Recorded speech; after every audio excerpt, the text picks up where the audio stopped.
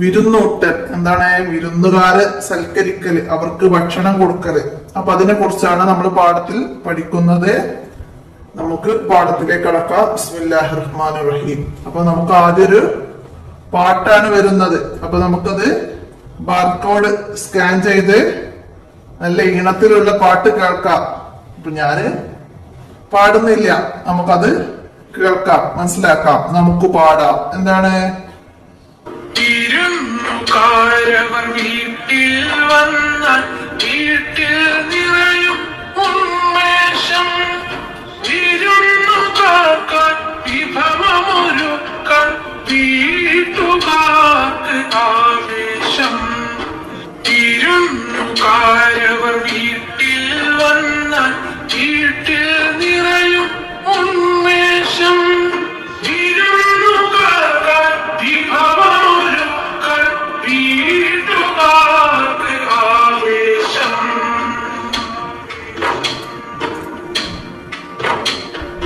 വിരുന്നുകാരൻ പറകൊഴുകും വീട്ടിൽ എന്നത് സന്തോഷം. വിരുന്നുകാരവരകമത്താണെന്നാശയമെന്തൊരു സന്ദേശം. വിരുന്നുകാരൻ പറകൊഴുകും വീട്ടിൽ എന്നത് സന്തോഷം.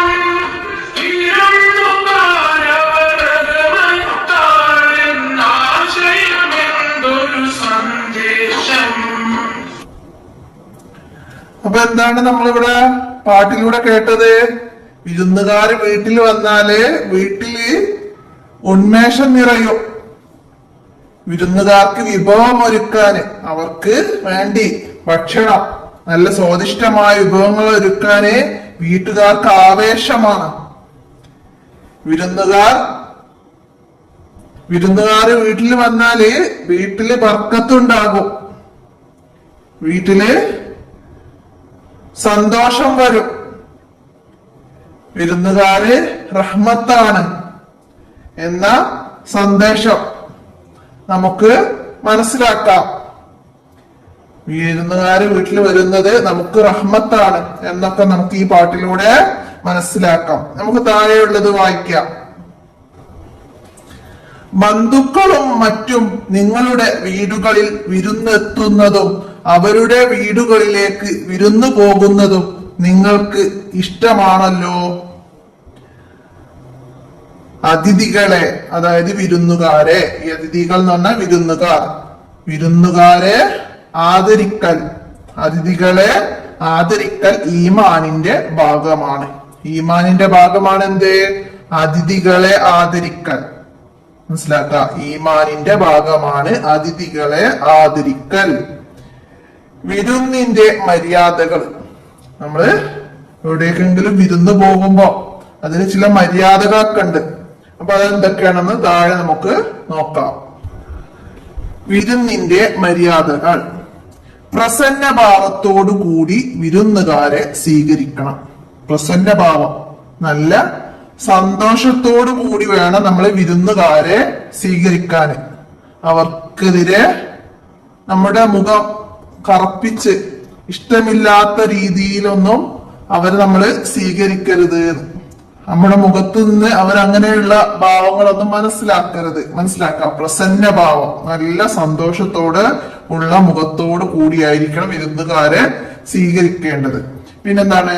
അവരുടെ സുഖവിവരങ്ങൾ അന്വേഷിക്കണം. അവര് വന്നാല് അവരുടെ സുഖവിവരങ്ങളൊക്കെ അന്വേഷിക്കുക. പിന്നെന്താണ്? വീട്ടുകാർ നിർദ്ദേശിക്കുന്ന സ്ഥലം തന്നെ വിരുന്നുകാർ ഇരിക്കാനും കിടക്കാനും ഉപയോഗപ്പെടുത്തണം.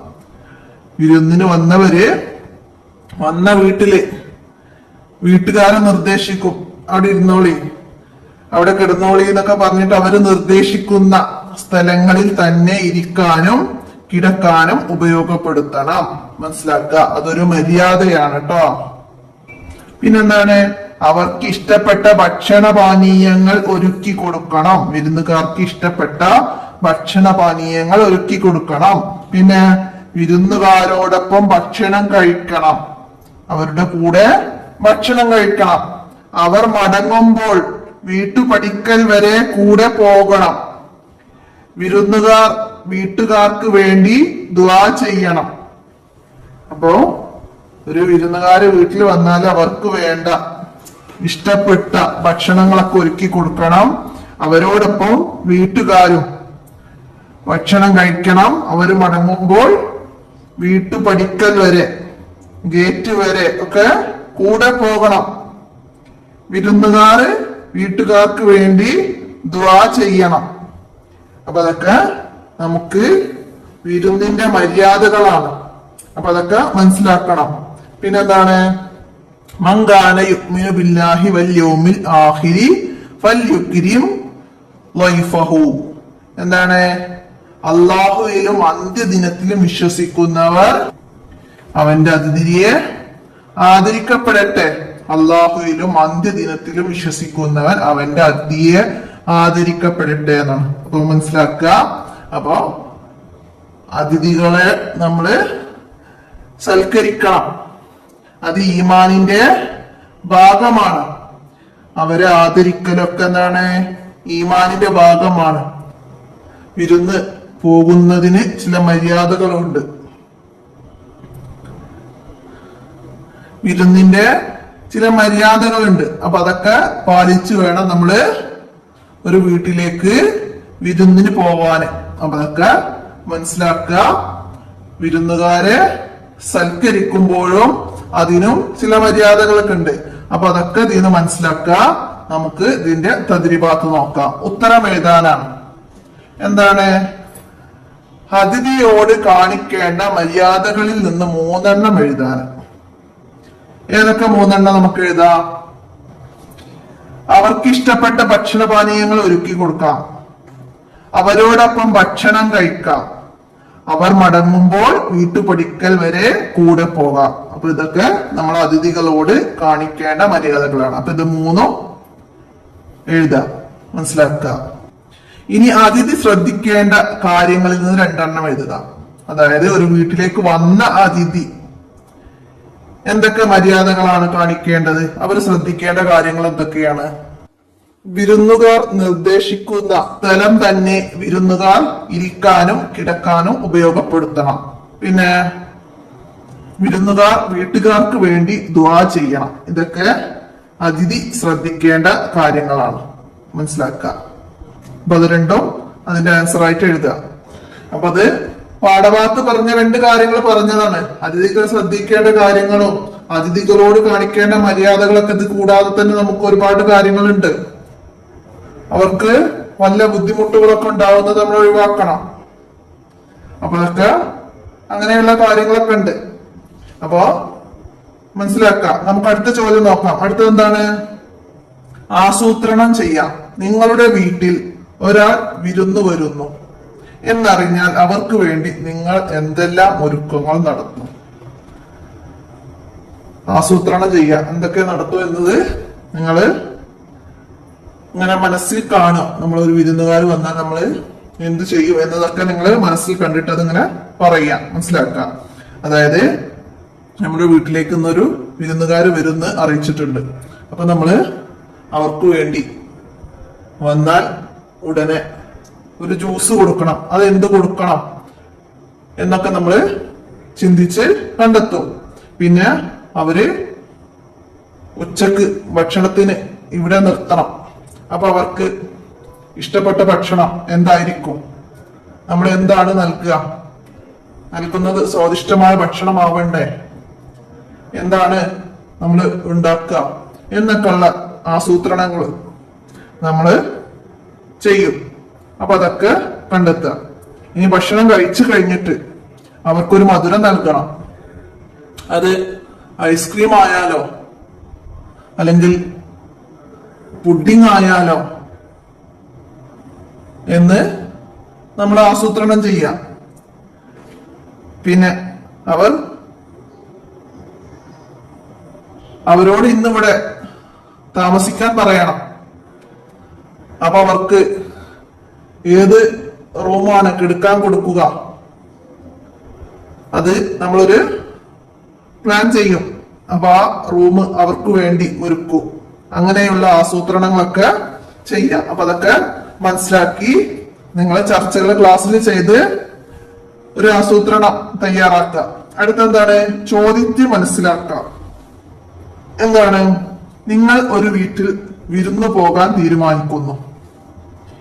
അവിടെ നിങ്ങൾ എങ്ങനെയാണ് പെരുമാറേണ്ടതെന്നും സംഭാഷണം നടത്തേണ്ടതെന്നും മാതാപിതാക്കളോട് ചോദിച്ച് മനസ്സിലാക്കാം.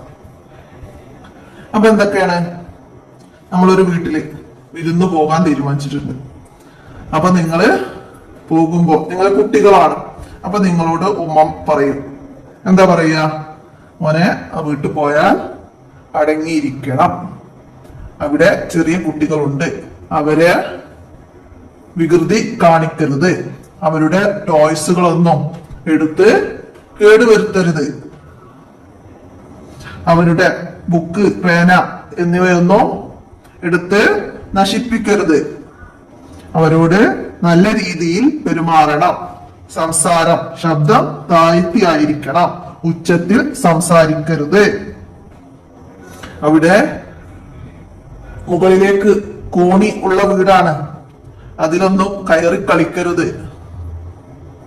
മോനെ നല്ല കുട്ടിയാണെന്ന് അവർക്ക് തോന്നണം. ആ രീതിയിലായിരിക്കണം മോന്റെ ഇടപഴകല്. അതൊക്കെ അങ്ങനെയുള്ള കാര്യങ്ങളാണ് ഉമ്മമാര് നിങ്ങളോട്, മാതാപിതാക്കള് നിങ്ങളോട് പറഞ്ഞു തരിക. അപ്പൊ ആ കാര്യങ്ങളൊക്കെ നിങ്ങളും നിങ്ങളെ ഉമ്മയോടൊന്ന് ചോദിക്കുക. നിങ്ങൾ വിരുന്ന് പോകാൻ തീരുമാനിക്കൂ. അപ്പൊ ഉമ്മ നിങ്ങൾക്ക് എന്തൊക്കെ ഉപദേശങ്ങളാണ് തരിക എന്നൊക്കെ നിങ്ങൾ നിങ്ങളുടെ ഉമ്മയോടൊന്ന് ചോദിച്ച് മനസ്സിലാക്കുക. അപ്പൊ ഇത്രയും കാര്യങ്ങളാണ് ഈ മൂന്നാമത്തെ പാഠത്തില് നിങ്ങൾ മനസ്സിലാക്കേണ്ടത്.